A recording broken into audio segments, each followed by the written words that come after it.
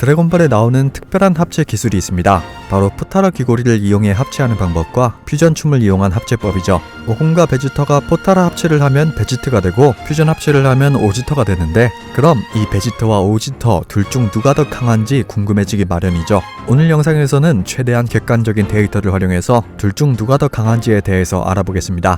먼저 이들의 기본 정보에 대해 알아봅시다. 포타라 합체한 베지트의 이름은 베지터의 베지, 카카로트의 트를 따왔습니다. 첫 등장 당시의 강렬한 임팩트와 여유있게 마인부호를 갖고 노는 모습 덕분에 너무나 짧은 등장이었음에도 불구하고 현재까지도 최고의 인기를 자랑하고 있죠. 퓨전 합체한 오지터는 손오공의 오, 베지터의 지터를 따왔습니다. 극장판에서 처음 등장한 오지터는 굉장히 짧은 시간밖에 나오지 못했음에도 불구하고 엄청난 속도로 기술을 한꺼번에 퍼붓는 넘사벽의 강함을 보여줬기 때문에 베지터와 같이 합체 캐릭터의 양대 산맥을 이루는 압도적인 인기를 자랑하는 캐릭터입니다.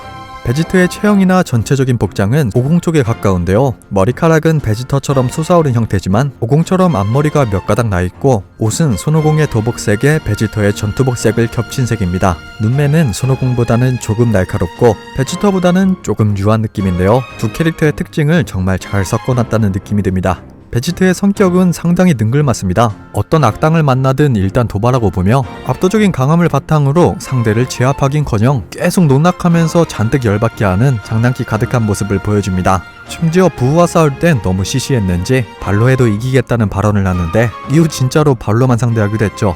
오지터도 합체 캐릭터답게 두 사람의 외모를 적당히 섞어둔 모습입니다. 비정사판에서는 이마에 M자가 좀 있었는데 신극장판에선 이 M자가 상당히 없어졌습니다. 이게 참 다행이라고 할 수 있는 게, 이때 베지터보다 M자가 더 심했거든요. 맞박 때리기 게임할 때 어딜 때려야 될지 모르겠죠. 또한 주황색이었던 상의 아웃라인은 신극장판에선 노란색으로 바뀌었는데 구극장판은 정사가 아니기 때문에 이 신극장판에서 나온 오지터가 진짜 모습이라 할 수 있겠습니다. 첫 등장 시 합체에 성공하자마자 그 난리통에 이름부터 짓겠다 하며 여유를 부려버리고 이후 프리저에게 퓨전을 설명해주는 모습을 보면 강함을 뽐내는 걸 꽤 좋아하는 것 같죠. 브로리와의 전투에서는 처음부터 전력을 다하지 않고 변신 단계를 천천히 끌어올리면서 이기는 것보단 즐기는 게 우선순위라는 걸 보여줬습니다. 베지트는 드래곤볼 Z 기준 전투력 1위이자 세계관 최강자입니다. 또한 주인공과 라이벌이 합체한 만큼 능력치는 그야말로 한계를 뛰어넘었죠. 노기왕 신이 말하길 평범한 포타라 합체로는 이렇게까지 될 수 없다고 했는데, 오공의 단점이 베지터의 장점이고 베지터의 단점이 오공의 장점이라 서로의 단점이 서로의 장점으로 덮어 씌워버리기 때문에 이론상 단점이 없다고 보면 되겠습니다. 앞서 말했듯이 오천크스와 오반을 흡수한 부우를 발만 사용해도 가지고 놀 정도로 강했고, 이후 드래곤볼 슈퍼에서 등장한 베지트는 불사신인 합체자마스를 궁지에 몰아넣었으며 만화판에서는 동쪽 계왕신이 베지트를 보고 어쩌면 비루스를 넘었을지도 모른다고 말했습니다. 이후 나온 V점프에서 블루 베지트는 비루스와 필적할 정도의 파워를 가졌다고 나왔기 때문에 베지트는 파괴신과 맞먹을 정도의 전투력이라고 보면 되겠죠.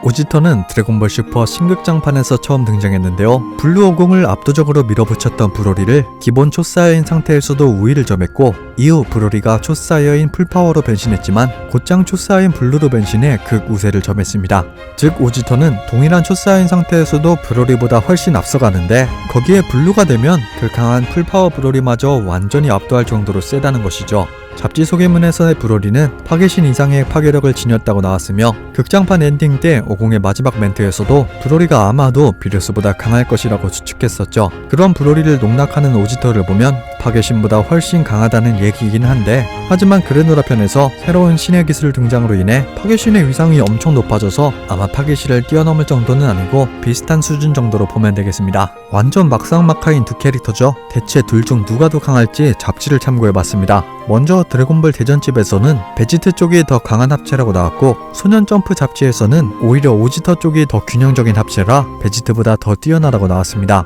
사실 이런 잡지나 대전집은 원작자인 토리야마가 작성한 내용들이 아니기 때문에 확실한 정보가 담긴 내용들은 아닌데요. 그나마 V점프 잡지가 공신력이 있는 편인데, 최근 오지터와 베지트를 다룬 V점프에서는 서로 우열을 가릴 수 없는 강함을 가지고 있다 라고 설명한 것이 전부고, 그러고 나서 꽤 긴 시간이 흘렀으나 이후 나온 V점프에서는 둘에 대한 언급이 일절 없었습니다. 어떤 자료들을 봐도 우열을 가릴 수가 없는 둘의 대결이죠. 결국 이렇게 결론을 못 내게 되는 것일까요?